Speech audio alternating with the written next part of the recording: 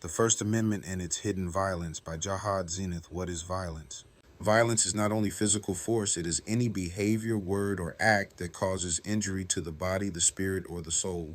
The FBI defines violence as assault, homicide, property damage, bombing, or arson.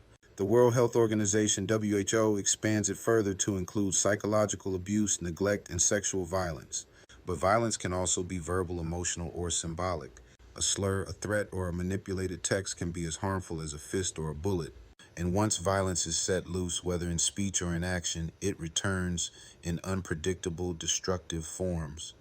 The First Amendment, rights and responsibilities. The First Amendment to the U.S. Constitution is foundational to American freedom. It declares, Congress shall make no law respecting an establishment of religion, or prohibiting the free exercise thereof, or abridging the freedom of speech or of the press, or the right of the people peaceably to assemble, and to petition the government for a redress of grievances. Breaking it down, freedom of religion, freedom of speech, freedom of the press, freedom to assemble peacefully, freedom to petition the government. These freedoms were meant to safeguard liberty. But when misused, they can create hidden forms of violence while speech as violence. Hate groups often hide under the banner of free speech. They claim their words are protected when those words wound, degrade, and incite. History shows us that words can kill. The 2017 Charlottesville rally began as speech, but ended in bloodshed when Heather Heyer was killed. Online speech inspires violence. Hate-filled forums have sparked shootings in El Paso, Buffalo, and Christchurch. Rhetoric becomes threats. Politicians like Maxine Waters, Ilhan Omar, and Nancy Pelosi have received death threats following hostile rhetoric. This is not new. In the 1920s, the Ku Klux Klan used fiery speeches and rallies under First Amendment protection, spreading hatred that fueled lynchings. During the Civil Rights Movement, leaders like Martin Luther King Jr. were targeted by mobs who claimed free speech while shouting intimidation. When speech is a weapon that injures feelings, breaks spirits, and fuels bloodshed, it must be understood as violence. Religion as a cover. The First Amendment protects religious freedom, but extremists twist this right into a shield for hate. Some groups invoke the Bible or other texts to justify racism, oppression, or discrimination, even though their actions contradict the teachings they claim to follow. Slaveholders in the 1800s quoted the Bible to defend slavery. Segregationists in the 1950s and 60s used scripture to argue against civil rights.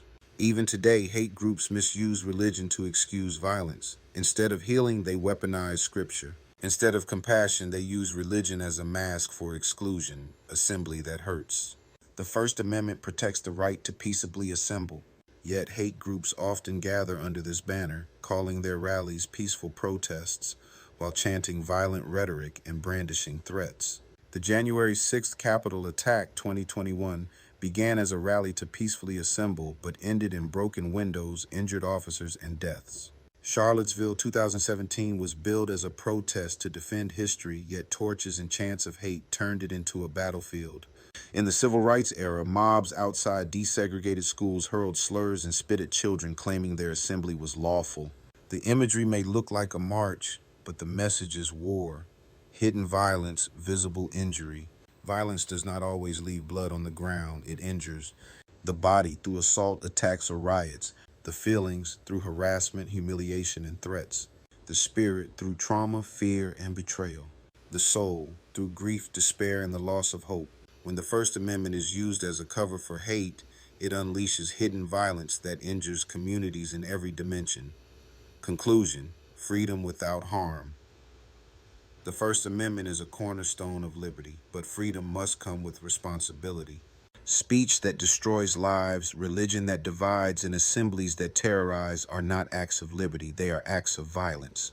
History proves this, from the Klan's rallies to Charlottesville, from segregationist pulpits to January 6th, every time hate was justified as protected freedom, the result was destruction.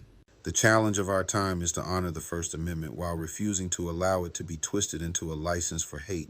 For if we unleash violence in any form, through words, gatherings, or scripture, we cannot control the devastation it will return.